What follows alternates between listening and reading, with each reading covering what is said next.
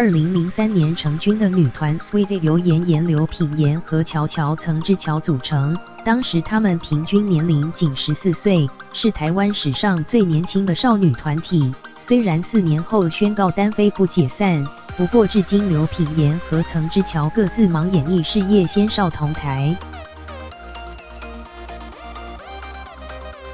时隔16年，如今妍妍和乔乔早已从少女蜕变为30岁轻熟女，两人在今年西洋情人节终于同框，勾起粉丝无数青春回忆，也让人惊呼两人根本神动灵。